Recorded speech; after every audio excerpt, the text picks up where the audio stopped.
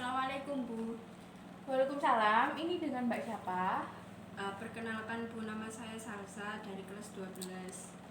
Oke Mbak Salsa, kelas 12 apa nih? IPA atau IPS? 12 IPA Bu. Oke Mbak Salsa, kelas 12 IPA ya. Kalau boleh tahu, tujuan Mbak Salsa akan kesini ada apa ya? Saya ingin melakukan konseling dengan Melakukan proses konseling. Oke, sebelumnya Ibu ingin bertanya dulu nih, gimana kabarnya Mbak Salsa? Sehat? Alhamdulillah sehat Bu. Gimana tadi sekolahnya? Lancar Bu. Oh lancar. Itu Mbak Salsa kelas 12 ya sudahnya ya? Oh, berarti sudah banyak ujian-ujian ya Mbak Salsa ya? Iya Bu. Oke, pokoknya buat Mbak Salsa jaga kesehatan ya Mbak Salsa ya. Belajarnya yang rajin, kan habis ini juga mau masuk perguruan tinggi gitu ya. Iya. Oke. Mbak Salsa, oke, tadi mengatakan ingin melakukan proses konseling bersama saya. Sebelumnya nih Mbak Salsa sudah pernah nggak ikut proses konseling itu? Seperti apa? Dulu pernah ikut Bu sekali konseling kelompok. Berarti Mbak Salsa ini sudah sedikit tahu ya mengenai proses konseling itu seperti apa. Oke Mbak Salsa, kan tadi Mbak Salsa mengatakan pernah melakukan proses konseling tapi konseling kelompok. Berarti Mbak Salsa ini sudah sedikit tahu mengenai proses konseling kelompok itu, proses konseling itu seperti apa gitu ya. Jadi di sini Ibu akan mengulas sedikit mengenai proses konseling itu seperti apa sih dan bagaimana aja begitu ya. Jadi di sini saya perkenalkan nama Ibu, Ibu Bella. Nah di sini saya sebagai konselor, di mana nanti Ibu akan membantu Mbak Salsa dalam memecahkan suatu permasalahan yang sedang Mbak Salsa alami, begitu ya. Nah di sini Mbak Salsa sebagai konseling, nanti Mbak Salsa itu Ibu minta tolong mengungkapkan permasalahan apa yang sedang Mbak Salsa alami, begitu ya. Iya. Dan di dalam proses konseling itu Mbak Salsa tidak terlepas dari beberapa asas, terutamanya itu yang pertama ada asas kerahasiaan, kedua keterbukaan, yang ketiga asas kesukarelaan. Ya asas kerahasiaan itu di mana Ibu seorang konselor harus wajib hukumnya menjaga privasi suatu permasalahan yang sedang Mbak Salsa alami. Jadi Ibu tidak boleh membocorkan permasalahan yang sedang Mbak Salsa alami kecuali di ruang konseling ini, begitu ya. Jadi Mbak Salsa tidak perlu takut kalau misal nanti permasalahan Mbak Salsa ini diketahui oleh banyak orang, tidak perlu takut ya Mbak Salsa ya. Dan yang kedua ini ada asas keterbukaan, di mana nanti Ibu meminta tolong kepada Mbak Salsa untuk bersikap terbuka serta aktif dalam mengungkapkan permasalahan yang sedang Mbak Salsa alami. Dan yang ketiga asas kesukarelaan. Nah sebelumnya Ibu tanya, Mbak Salsa ini melakukan proses konseling atas dasar diri sendiri atau ada usulan dari orang lain atau bagaimana? Keinginan saya sendiri. Berarti dari diri Mbak Salsa sendiri ya? Oke, jadi asas kesukarelaan itu di mana Mbak Salsa ini mengikuti proses konseling itu dari diri sendiri ya, atas kemauan diri sendiri, tidak ada unsur paksaan dari orang lain, begitu ya Mbak Salsa ya? Iya. Oke, kalau begitu langsung ke intinya saja ya. Oh ya, ada yang sedikit terlewat. Jadi dalam proses konseling itu kan tidak bisa dilakukan 1, 2, atau 3 kali ya Mbak Salsa ya. Tergantung permasalahan apa yang sedang Mbak Salsa alami begitu. Ya, jadi kita kan masih tahap pertama. Nah biasanya ini kalau tahap pertama itu Mbak Salsa efektifnya itu biasanya 30 menit begitu. 25 sampai 30 menit begitu ya Mbak Salsa ya. Setuju Mbak Salsa? Iya Bu.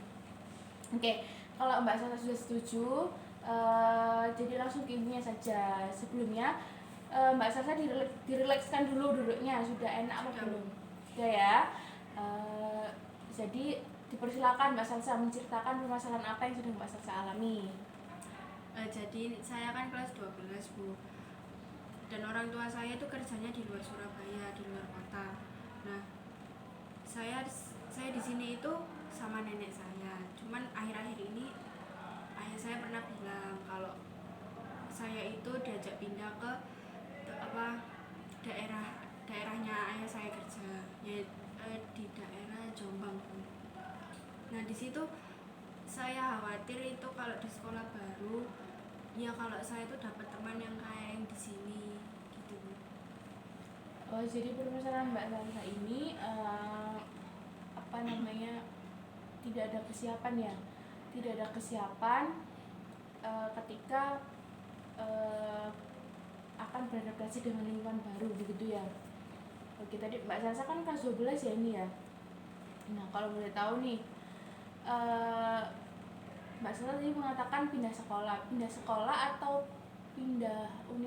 harus pindah universitas atau bagaimana? Kan kelas 12 kan mau itu kuliah Mbak Salsa. Masa apa namanya?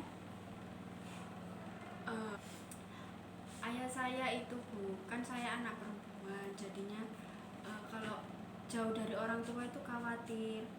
Nah, mau nggak mau saya itu juga harus pindah ke sekolah yang baru. Ya sebenarnya sih kan kalau kelas 12 itu nanggung ya, bukan bisa nunggu lulus baru saya nanti kuliahnya bisa di daerah sana. Cuman ya ayah saya itu menghendakinya tuh sekarang Bu, nggak bisa nanti gitu. Berarti intinya Mbak Salsa itu harus sekarang gitu pindahnya ke Jombang tadi ikut Iya. ayah sama ibu ya. Oke, lalu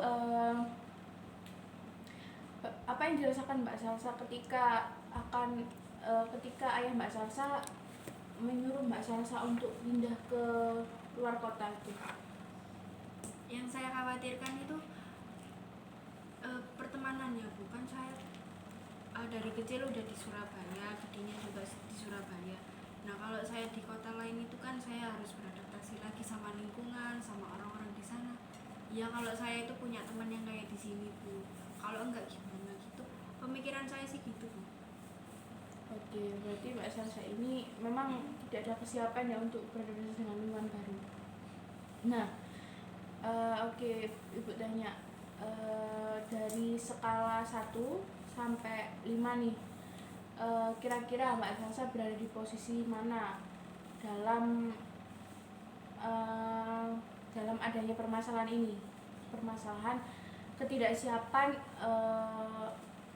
beradaptasi dengan lingkungan Mbak Salsa yang baru? 3. Kenapa kok 3 Mbak Salsa? Ya karena yang saya takutkan itu ya itu tadi Bu, pertemanannya. Ya kalau saya dapat teman di sana, kalau enggak ya berarti saya sendirian dong Bu kalau di sekolah. Oke. Nah kan Mbak Salsa memang sudah kelas 12 ya? Iya. Oke, kalau begitu oke, lalu Ibu ingin bertanya, apakah Mbak Salsa sebelumnya sudah berbicara dengan orang tua Mbak Salsa mengenai ketidaksiapan Mbak Salsa dalam beradaptasi dengan lingkungan baru? Sebenarnya saya sudah sih Bu menyampaikan pendapat saya ke orang tua supaya kalau bisa nunggu saya lulus baru saya bisa kuliah di sana. Cuman kan orang tua itu pinginnya saya harus sekarang gitu, karena khawatir kalau saya di sini kan nggak ada yang mantau, nenek saya kan juga udah tua gitu. Oke, Mbak Salsa, Ibu ingin bertanya nih, lalu apa tujuan, apa yang Mbak Salsa harapkan dari permasalahan yang sedang Mbak Salsa hadapi saat ini?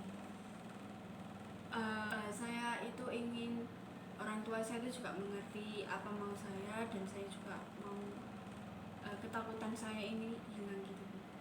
Jadi Mbak Salsa ini ingin menghilangkan, yang pertama menghilangkan rasa ketakutan Mbak Salsa ya, beranggapan bahwa Mbak Salsa ini kalau di lingkungan baru tidak punya teman gitu ya.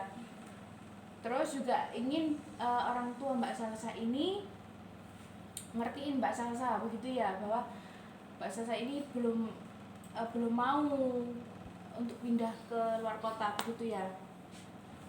Oke, lalu menurut Mbak Salsa nih, solusi apa yang menurut Mbak Salsa bisa mengurangi rasa ketakutan Mbak Salsa untuk menghadapi lingkungan baru yang akan Mbak Salsa tempati? Ya mungkin saya lebih berpikir positif aja Bu. Pasti kan kalau saya lebih membuka diri ke orang lain kan pasti otomatis saya juga dapat teman di situ.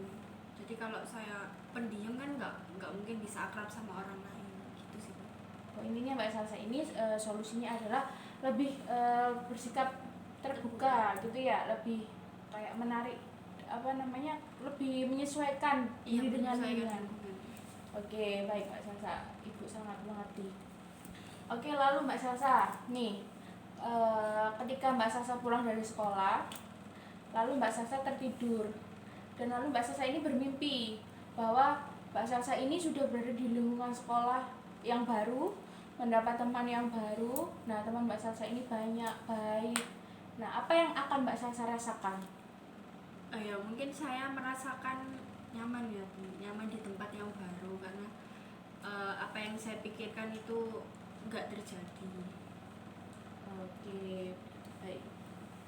Oke, Mbak Salsa tadi mengatakan bahwa merasa nyaman gitu ya. Oke, Ibu ingin bertanya nih, dari skala 1 sampai 5. Nah, di posisi manakah perasaan takut Mbak Salsa untuk menghadapi lingkungan yang baru? Di posisi 2 Bu. Berarti sudah itu ya, sudah sedikit hilang gitu rasa takutnya. Oke, Mbak Salsa, baik. Jadi ya Ibu tadi, dari Ibu cuma Ibu bisa berharap Mbak Salsa bisa menjalankan solusi yang Mbak Salsa planning ya begitu. Jadi Mbak Salsa juga harus sebaiknya seyogyanya Mbak Salsa juga menjalankan planning yang sudah Mbak Salsa rencanakan gitu ya, karena kan memang kan belum dicoba ya Mbak Salsa ya. Oke, ya, kalau begitu apakah ada yang ingin diungkapkan lagi Mbak Salsa? Nggak ada sih Bu. Cuma cukup itu saja. Oke, kalau begitu Ibu ingin bertanya, bagaimana perasaan Mbak Salsa ketika melakukan proses konseling ini? Perasaan saya sedikit lega karena saya itu juga udah bercerita permasalahan saya sama Ibu, jadi nggak membebani pikiran saya juga. Ibu tepatnya sedikit sadar ya Mbak Salsa ya, sudah menyadari bahwa ketakutan itu berasal dari dirinya Mbak Salsa sendiri begitu ya. Iya. Nah, Ibu berharap Mbak Salsa bisa memerangi rasa takut dari yang ada di diri Mbak Salsa, dalam diri Mbak Salsa begitu ya. Karena kan memang ya si usia Mbak Salsa ini memang ya lagi asik-asiknya berteman gitu ya. Ibu wajar kok. Jadi kalau misalnya emang sudah nyaman itu memang sulit ya Mbak Salsa ya. Iya Bu. Oke. Ya kedepannya semoga Mbak Salsa itu ya lancar kelas 12-nya. Amin. Ya nanti bisalah diomongkan sama orang tuanya Mbak Salsa begitu ya. Oke, kalau begitu, kalau memang sudah ada yang ingin disampaikan lagi Mbak Salsa? Nggak ada Bu. Oke, kalau begitu, kalau memang sudah tidak ada yang kalau begitu seminggu ke depan nih kalau boleh nanti Ibu kabarin Mbak Salsa lagi ya. Ibu ingin mengetahui perkembangan bagaimana sih yang sudah Mbak Salsa lakukan gitu ya. Apakah ada perkembangan dari diri Mbak Salsa sudah adanya kesiapan untuk pindah keluar kota, atau sudah ada keringanan dari orang tua Mbak Salsa, atau bagaimana? Nanti Ibu hubungin lagi ya seminggu kemudian untuk evaluasi hasil konseling hari ini begitu. Kalau memang sudah tidak ada, Mbak Salsa bisa meninggalkan tempat. Terima kasih ya Bu. Iya, sama-sama.